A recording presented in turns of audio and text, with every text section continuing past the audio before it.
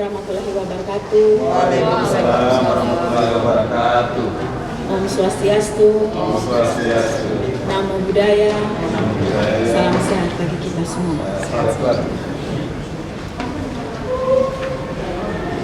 Ibu Kadis, Ibu Kadis Trans, Ibu Afim, adik-adik wartawan, hari ini 21 November 2023 atas nama pemerintah Provinsi Nusa Tenggara Timur kami akan mengumumkan tentang upah minimum Provinsi Nusa Tenggara Timur untuk tahun 2024.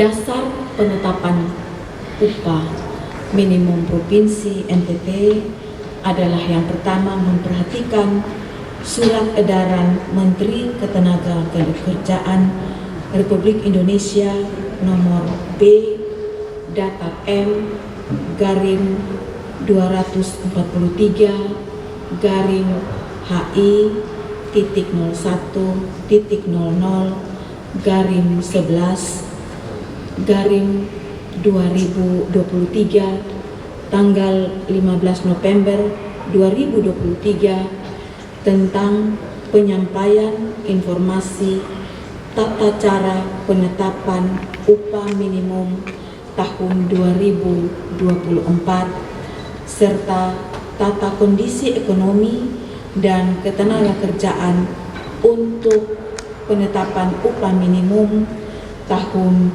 2024, maka sesuai dengan formula perhitungan upah minimum berdasarkan PP nomor 51 tahun 2023, upah minimum Provinsi Nusa Tenggara Timur ditetapkan sebesar Rp2.186.826.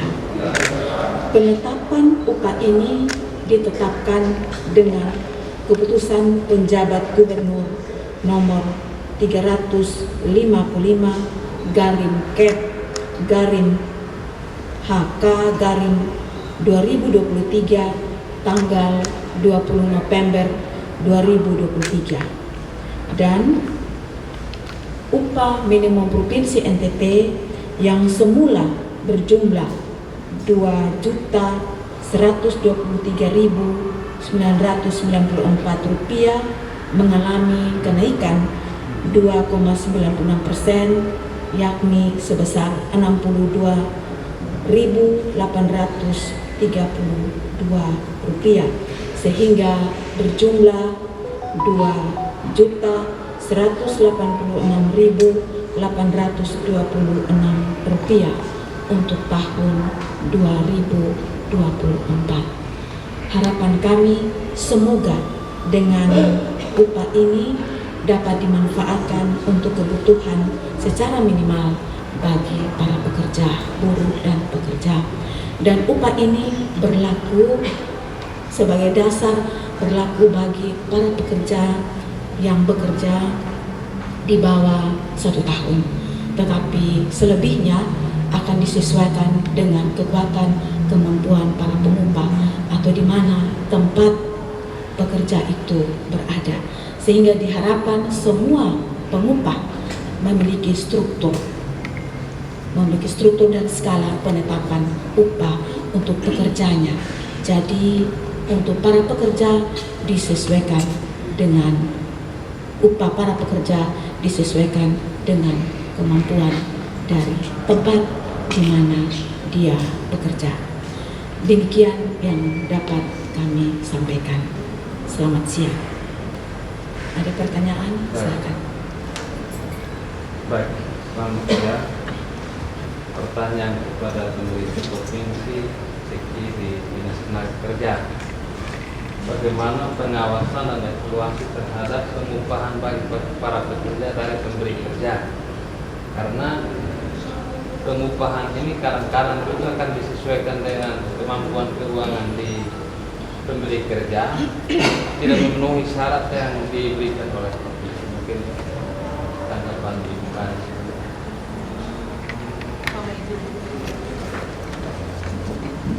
Baik, izin Ibu Asisten yang mewakili pemerintah dalam hari ini untuk menetapkan upah terkait dengan pertanyaan bahwa untuk pengawasan saya perlu sampaikan kepada Bapak Ibu semua ya, saya kasih tambahan catatan teknis bahwa yang ditetapkan oleh pemerintah itu adalah seperti jaring pengaman untuk mereka, tadi menjelaskan lanjut bahwa mereka yang bekerja di bawah staf. Pengawasannya adalah di tempat kami hampir dan juga hampir semua kabupaten kota itu ada pengawas ketenagakerjaan yang bertugas untuk mengawasi pelaksanaan sistem pengupahan dan norma pengupahan yang ada di perusahaan. Dan memang teman-teman semua, sistem dan aplikasi yang sudah dilakukan secara teknis dikembangkan oleh Kementerian Ketenagakerjaan ada namanya WLKP, Wajib Lapor Ketenagakerjaan Perusahaan. Di dalamnya berisi antara lain berapa besar pengupahan yang diberikan oleh masing-masing. Jadi kami pemerintah selain melakukan kunjungan ke perusahaan juga melakukan pengawasan lewat wajib lapor itu. Namun Bapak Ibu semua, kita juga tahu bahwa tadi disampaikan jikalau ada perusahaan yang memberi upah tidak sesuai dengan jaring pengaman yang ditetapkan oleh pemerintah yang pertama, ataupun ternyata di perusahaannya itu tidak ada struktur skala upah yang tadi disampaikan untuk tahun-tahun berikutnya, itu ada struktur skala upah yang wajib diberikan oleh perusahaan dengan pekerjanya.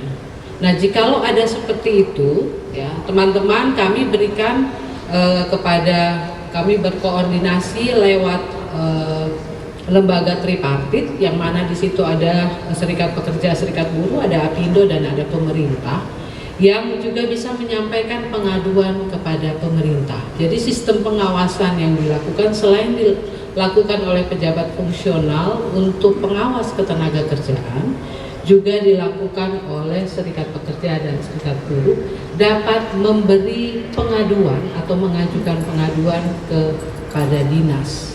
Nah, itu yang kami sampaikan. Selain itu juga tadi saya bilang ada aplikasi-aplikasi yang terus dikembangkan, lalu perusahaan pengawas pun juga melakukan pemeriksaan kepada perusahaan di setiap kabupaten kota dan provinsi.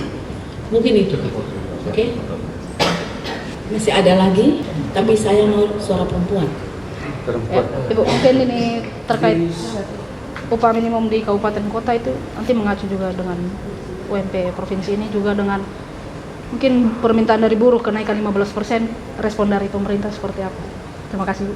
Izin Ibu Ans memberikan penjelasan teknis mengacu dari PP 51 itu dan juga PP 36 yang tahun kemarin itu dasar perhitungannya jelas, yaitu pertumbuhan ekonomi, lalu inflasi, lalu berapa besar ketenagakerjaan dan serapan dan semuanya.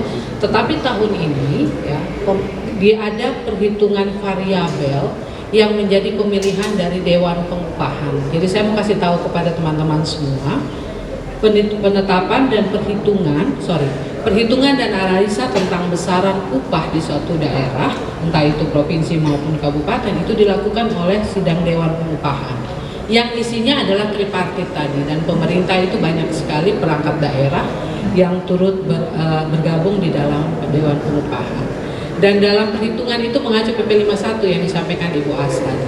Lalu kemudian ada formula yang dipilih dari alfa 0,1 sampai 0,3. Nah, kemudian kita ini perhitungan teknis sekali ya teman-teman sekalian, di Dewan Pengupahan Provinsi yang terdiri dari tripartit itu memilih 0,2 gitu ya. Dan kemudian hitungannya itu semua provinsi mengacu PP 51 ada kenaikan, cuma besarnya kenaikan itu bervariasi ya. Besarnya itu bervariasi, sehingga tadi kita disampaikan Ibu asisten bahwa NTT naik 61 ribuan ya. Lalu tadi pertanyaannya permintaan dari Konfederasi Buruh ya, naik 15%.